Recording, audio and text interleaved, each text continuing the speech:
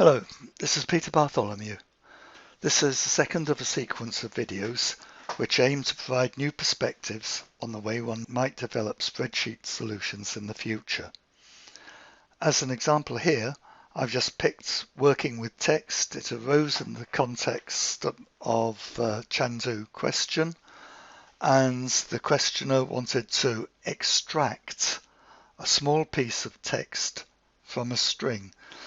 So turning to the spreadsheets, what one sees is a set of rather random looking and messy strings, but within that there are some frequencies, kilohertz, which need to be extracted.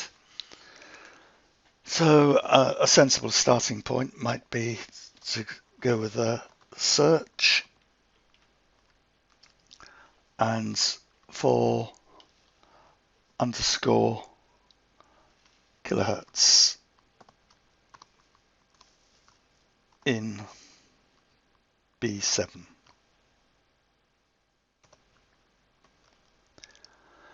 So far so good.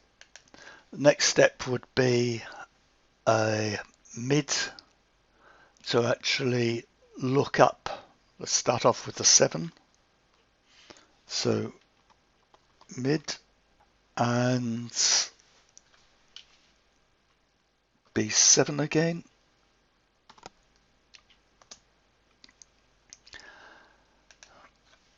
Want to start one back and look for 1. So that's the 7. Clearly to deliver 3, you need to go back 3. But problem is you don't know whether you're going back 3, 2, 2, 1 or 4. So one way of dealing with that is to cover all the options and to use a whole sequence of different values. So way of generating that in traditional Excel is using row function. You can use indirect,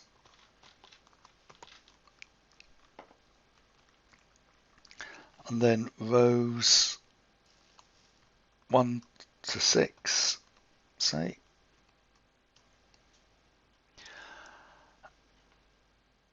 And it also needs that index to be taken off there.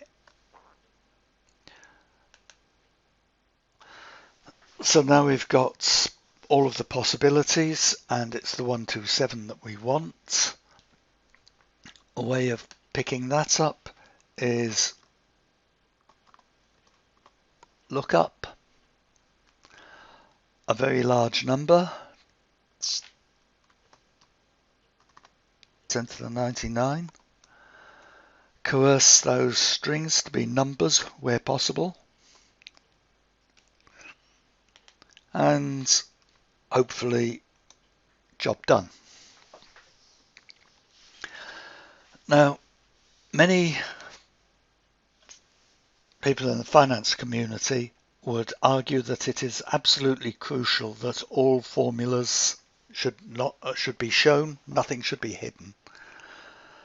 Quite frankly, I think to expect an end user to check a formula like that is futile. I don't think anything is served by it.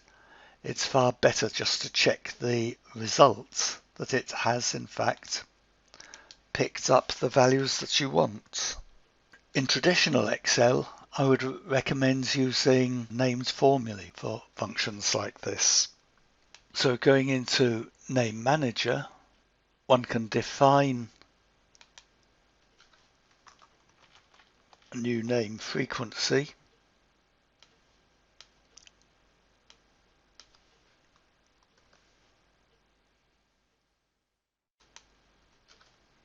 And just put the formula in there.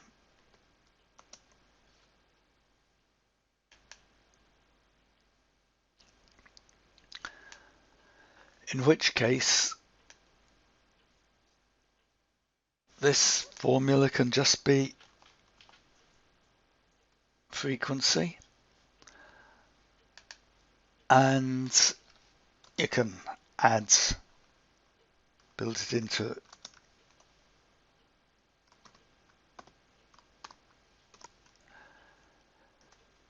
to have the units, copy down. So that is clean, it's easily checked, but it is an inconvenient place to work on a formula. So next I will turn to functionality that is coming and show you the let formula. This formula will be available in future versions of Excel and allows one to get the benefits of the names without having to go into Name Manager. So if we start with equals let, Alt enter to space things onto new lines, and we define frequency.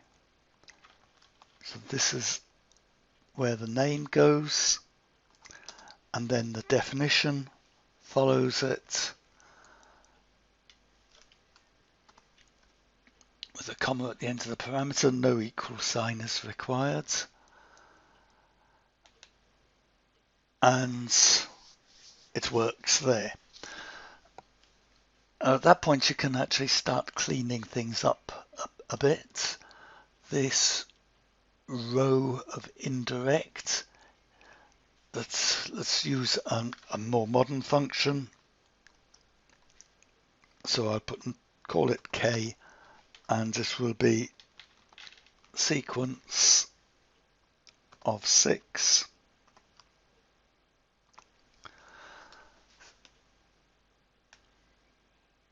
So I can replace that by K. I can replace it by K there as well. I don't like direct cell references, so I'll just call that string.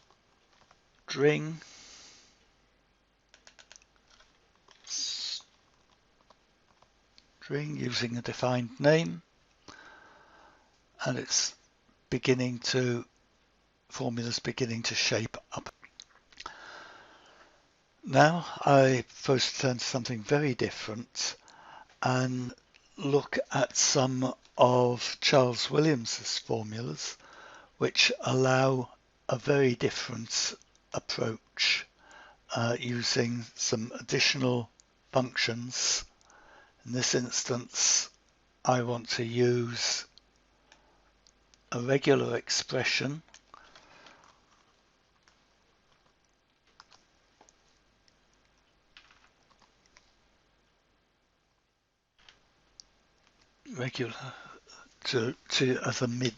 as the mid formula.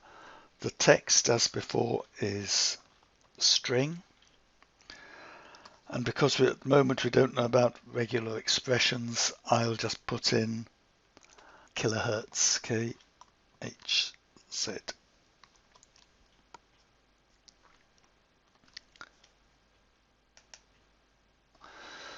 So that doesn't return anything useful, but to develop the regular expression, which will tell Excel what to extract, I will now have a look at a website.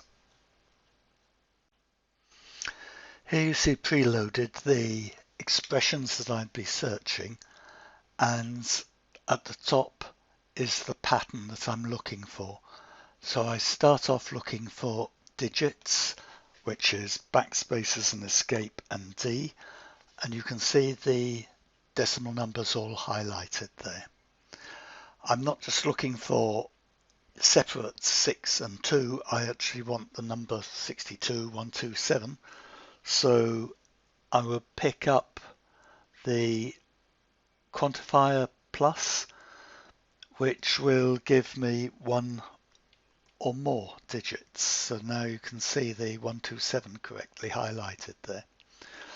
Still got rather too many numbers, so what I will do is look for the kilohertz. So as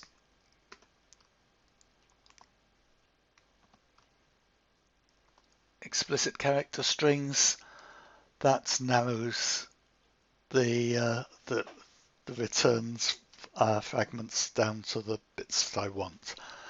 In actual fact, I don't want to return the kilohertz itself, only the number. So that gets me down to not capturing this, using a positive look ahead, but without capturing the string. So put in the return group and question mark equals. Now I've just got the numbers. Returning now to the spreadsheet, I have the formula to insert into the function.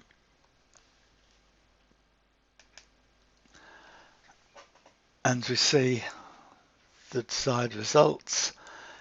If I go into redefine the name string, so instead of looking for a single name, a relative reference, I do the entire range. Then I just get all of the results as a spilt array. I think that formula is simpler, cleaner. I believe Google Sheets has some regular expression support. I hope to see it in Excel eventually. It'll be a very good addition. So I hope you found something of interest in that. Until next time, thank you. Bye.